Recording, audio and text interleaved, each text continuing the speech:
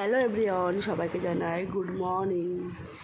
তো এটা হচ্ছে রথের দিন ভিডিওটা সকাল থেকে শুরু করলাম। সকালে গেছিলাম কাপড় আনতে, কাপড়টা দিয়ে এসে তোমাদের সঙ্গে ভিডিওটা শুরু করলাম। তারপরে তোমরা সবাই দেখেছো শর্ট ভিডিওতে আমার একটা মাসির বাড়িতে 56 ভোগের আয়োজন করা হয়েছে জগন্নাথ দেবের জন্য।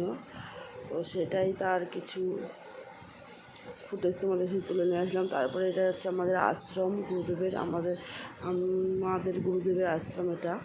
তো এই ঠাকুরগুলো ভাবলাম তোমাদের একটু শেয়ার করি। তারপরে দেখো সবাই পঞ্চব্রহ্মের প্রসাদ দিচ্ছে গুরুদেবের হাত থেকে, সেটাই আমার মেয়েও নিচ্ছে। সেই ফুটেজ কিছু তোমাদের সঙ্গে শেয়ার করলাম। ভোগ দর্শনে দুর্ভোগ কাটে, সবাই বলো জয় জগন্নাথ। তারপরে রাত্রিবেলা চলে গেলাম মেলায়।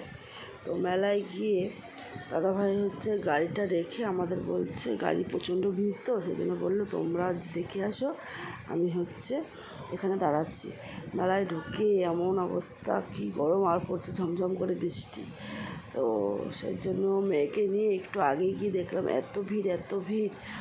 তো মেয়ে বললো একটা খাবো ভুট্টা, তাই এত ভিড়ের মধ্যেও চলছি ভুট্টা খাওয়ার জন্য, কিন্তু আর ভুট্টা আর পাচ্ছি না। দেখো একটা বয়স্ক ঠাকুমা এই ভিড়ের মধ্যে, আমাদেরই যেতে কষ্ট হয় যে কী করে ঢুকবো এই ভিড়ের মধ্যে, কিন্তু এই বয়স্ক ঠাকুমাদের যে এত কি বলবো, খুবই ধৈর্য বলতে হবে বয়স্ক ঠাকুমাদের। এই ভিড়ের মধ্যে দেখো যাচ্ছে, আর চুল তো একটাও কাঁচা নেই, সব পেকে গেছে। দেখো তোমরা তো বুঝতেই পারছো কী পরিমাণে যে ভিড়। তারপরে নিজেকেও একটু দেখিয়ে নিলাম, যেটা আমি করে থাকি, নিজেকে না দেখালে হয় বলো। সবার সঙ্গে দেখো মেয়ে ভুট্টা খাচ্ছে। দেখো তারপরে চলে আসলাম আর একটা রথের এখানে দেখো আমরা তো রথ ছোবো না, তাই দূর থেকে তোমাদের একটু ভিডিও করে দেখে নিলাম। মানে আমরা যেতে যেতে লাইটটা অফ করে দিয়েছে। জগন্নাথ অনেকক্ষণ ছিল, এবার হচ্ছে মন্দিরে তুলে নেবে, মাসির বাড়িতে তুলে নেবে। ওখানে প্রতিদিন কীর্তন হবে, অনেক রকমের, এই 7 দিন খুবই বড় আয়োজন, মানে সব কিছু হবে। আর তোমার যদি ভিডিওটা ভালো লাগে তাকে লাইক কমেন্ট শেয়ার করে দিও, চ্যানেলটা সাবস্ক্রাইব করে দিও। আর যারা ফেসবুক পেজ থেকে দেখছো পেজটা ফলো করে দিও, যারা ইউটিউব চ্যানেল থেকে দেখছো ইউটিউবটা সাবস্ক্রাইব করে দিও।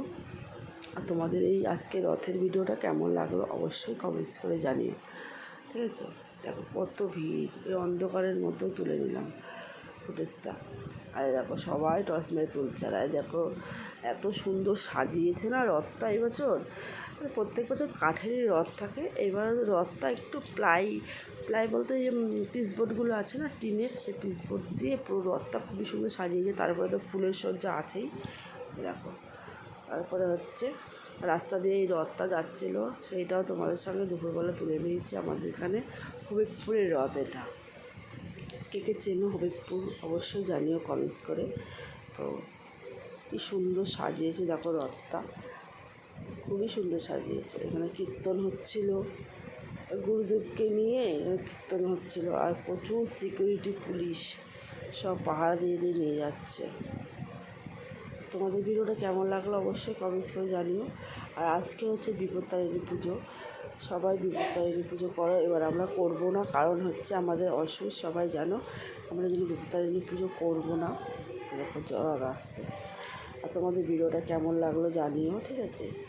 চ্যানেলটা সাবস্ক্রাইব করে দিও। সবাই বলো জয় জগন্নাথ জয় জগন্নাথ।